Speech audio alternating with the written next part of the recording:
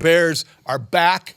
They are now unbeaten in the preseason. Matt Eberflus, unbeaten overall as the head coach in the preseason. 23-17 victory over the Titans on Saturday on the lakefront. What did it mean? What was your biggest takeaway, Patrick Finley? Matt Eberflus has more preseason wins than regular season wins. I don't know whether you know that. My takeaway was that the offense came easy. And last year it was hard. And every pass they threw was hard last year. This year, you dump the ball off to Khalil Herbert, you dump it off to DJ Moore, and you let them do the work. The Bears need to let their skill position guys work because last year they didn't have skill position guys, and we saw what happened to Justin Fields. He got hit. He made mistakes. DJ Moore has been described as a running back who plays wide receiver. We saw why yesterday. Yeah. First catch, welcome to Chicago. Great catch, some pretty nice blocking for him, too. Loved seeing Darnell Mooney just kind of seal up his guy. Braxton Jones just gives a little push, knocks his guy down. I think the best part about it, too, was seeing that speed, man. Like, he's got 4 guys that he pulls ahead of before he gets into the end zone and kind of, right at the very end, putting the ball out there. So that was very heartening to see. I think that is a big takeaway. I was a little bit alarmed by the first-team defense, and I do that in air quotes because of some of the injuries that existed.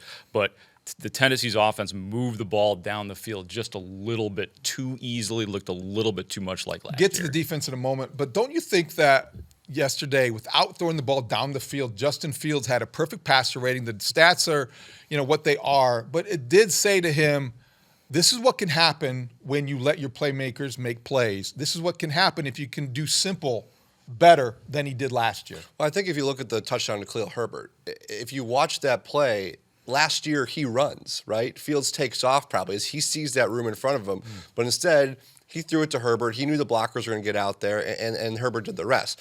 Maybe they were inaligibly down there. Maybe it was a little bit illegal. But, they took advantage of that. And I do think, I don't know how much we learned about Justin Fields yesterday, but DJ Moore has been the best player on this team.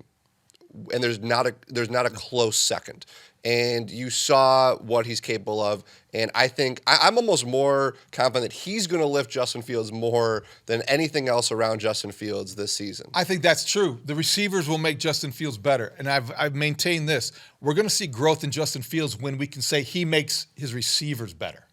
And I think that's got to be the next step. Right, and I think that was something that if we could say it, that I was disappointed that we didn't get to see yesterday. And it was somewhat predictable that they were going to do really safe plays in the game. But, yeah, the next step still for us to see on a consistent basis is getting the ball down the ball the didn't field. travel past the line of scrimmage.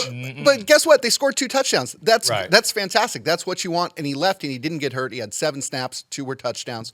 If you want to pick apart the screen, the throw to DJ Moore is a little low and was a behind little him. low. Yeah, but then it if you was. want to pick apart the Khalil Herbert play, the athleticism that Justin had to show just to kind of slip out of there and dump the ball off is what makes him special. I mean, to me, I thought it was a great day for the Bears offense and a good day for Justin Fields, if that makes sense. How about Cody Whitehair, your guy? You wrote a great story about Cody Whitehair getting downfield on the Herbert play, blocking, and Ja'Tari Carter, who's probably not going to take Nate Davis's spot at right guard. You but need depth, though. He's been Yep. the guy You need depth. in training camp, and then we saw him out in front blocking too, so I thought he had a good day. And you also had Equinemius St. Brown running 50 yards downfield. Yes. And people, I know a lot of Bears fans kind of roll their eyes at EQ, but that's exactly why he's on the team still. He's not going to be getting 7 targets a game. He's out there because he knows the offense. He's going to go block. He's going to go kind of do the dirty work for you. What'd you think of Roshan Johnson?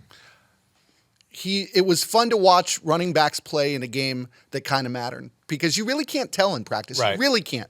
The Bears' practices have been so less physical this year than they were last year that I wasn't sure what to make of the kid. I thought he did really well, 12 carries. That's a really good workload for a half of football. And it didn't seem too big for him. I think we maybe got ahead of ourselves with Roshan Johnson. Maybe we were built up by everything. I mean, had you ever heard a draft pick Never. talked about No. the way Right. Roshan Johnson was talked Just about? because of who he ran behind at Texas. But also, and like, they tread said on he was like the tires. greatest human that anybody had ever met. Greatest leader of Was it all the line time. that, like, if you disagree with him, that means there's something wrong with you? Right. There's something wrong And with you him? know what? Yeah. It wasn't even just the Bears. I had talked to people around the league who said that was their favorite draft pick that the Bears made. So I think a lot of us were saying, okay, he's eventually going to be a starter, and he might eventually take that job. But I do think Khalil Herbert kind of reminded us, there's a reason that when David Montgomery was hurt, Khalil Herbert looked like a number one back and played really well. He lead the league in yards per carry last year. And if he's a better pass catcher, I wanted to see more from Deontay Foreman because I think he's actually looking. I think he's going to be the guy. Really? I do think he might be the guy, Mark. I think the Bears showed yesterday who the guy is. I mean, Deontay Foreman was the cleanup it's one guy. game. So We'll wait and see. Well, no, but that was saying here's our starting running back. Khalil Herbert is going to get the chance to be the guy. It's a good problem to have if you have those kind of debates in the backfield. All right, Grody wanted to go negative, so we'll talk about the defense. The first team defense maybe wasn't as sharp, but I do believe that the emergence of Tyreek Stevenson has to be, to me, the headline of everything that happened defensively. Rookie cornerback, he looked like he can play the part. Absolutely. I mean, the first play, he was out of position, and he talked about that. But the fact that he got himself back in gear after that particular play, that was really heartening to see out of him. Kyler Gordon too. This is a different looking player. Who knew he could hit you? I thought that was Brisker. Oh no, he'll tell you. He'll tell you. Last year, was it the Seattle game or the Washington game? I think because we brought that up to him in the locker room. Somebody said, "Hey, where did that come from?" He's like, "Yo, go back and look." He's like, I can lay some lumber. Yeah, I think it's probably the best cornerback trio we've seen in Chicago since. Oh, that's a good one, Kevin. Tillman, Jennings, and Fuller. I think I want to slow down a little bit, but I think that's a good thing to watch. Also, they're all under 25 years old. Exactly. I mean, they can be the best trio they've had maybe ever, but they're not there yet. Tyreek Stevenson's played one game. It didn't seem. He seemed really comfortable. My favorite play that he made was he went and blew up a wide receiver screen, beat his man, and then hit the guy. And it was like he'd played in the NFL for 5 years. They're going to be helped by a pass rush. 8 sacks yesterday. That was huge. They came in waves just like they described, just like they wanted. Who impressed you the most among the defensive pass rushers on that line? Might have been Travis Gibson yesterday. He needs it too, doesn't he? Yeah. I mean, their official depth chart had him as a third stringer. A third stringer. This is a guy who 2 years ago had 7 sacks, and we were sitting there going, boy, he can really help them for the next couple of years. It's a contract year for him.